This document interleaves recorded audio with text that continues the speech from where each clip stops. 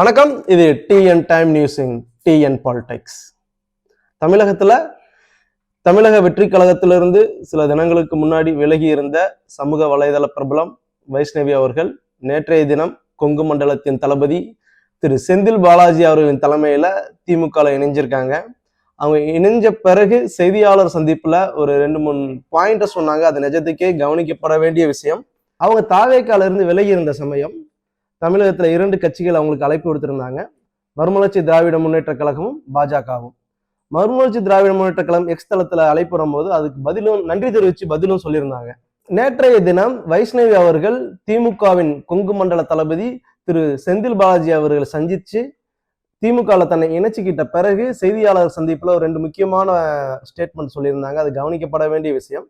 ஒண்ணு என்னன்னா, தமிழக வெற்றி கழகம் யூத் பாலிடிக்ஸ் ப்ரமோட் பண்றது இல்ல.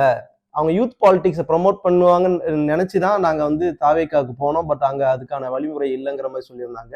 2வது ஸ்டேட்மெண்ட் என்னன்னா, அவங்க தமிழக வெற்றி கழகம் இட்ஸ் ஸ்கிரீன் ஆஃப் பிஜேபிங்கிற மாதிரி சொல்லியிருக்காங்க. இதுவும் கவனிக்கப்பட வேண்டிய விஷயம். அவங்க திமுக இணைஞ்ச பிறகு ஒரு பெரிய அறிக்கை ஒன்று வெளியிட்டிருக்காங்க. அது என்னன்னு பாத்தீங்கன்னா, தமிழகத்துல பிறக்கும் குழந்தைகள்ல தொடங்கி மழலை குழந்தைகள், பள்ளி மாணவ மாணவிகள், கல்லூரி மாணவ மாணவிகள், இளைஞர்கள், பெண்கள், குடும்ப தலைவிகள், மாற்றுத்திறனாளிகள், அனைத்து அரசு ஊழியர்களுக்குமான அரசா திரு மு.க. ஸ்டாலின் அவர்களின் தலைமையிலான அரசு நடைபெறுகிறது மாதிரி ஒரு ஸ்டேட்மெண்ட் சொல்லியிருக்காங்க. தமிழகத்துல சட்டம் ஒழுங்கு, பெண்கள் பாதுகாப்பு, கல்வி வளர்ச்சி, புதிய வேலைவாய்ப்பு இந்தியாவிலேயே மற்ற மாநிலங்களை விட தமிழ்நாடு முன்னோடியா இருக்குங்கிற மாதிரி சொல்லியிருக்காங்க.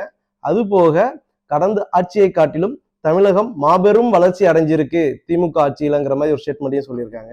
வைஷ்ணவி அவர்கள் தாவேக்கால இருக்கும் போது திமுக மேல பல விமர்சனங்களை வச்சாங்க. அந்த விமர்சனங்கள் கருத்தியல் ரீதியாக திமுக காரங்க கையாண்டாங்கிற மாதிரி சொன்னாங்க. அந்த விவாதம் ஆரோக்கியமான விவாதம்ங்கிற மாதிரி அவங்க குறிப்பிட்ட அறிக்கையில சொல்லியிருக்காங்க.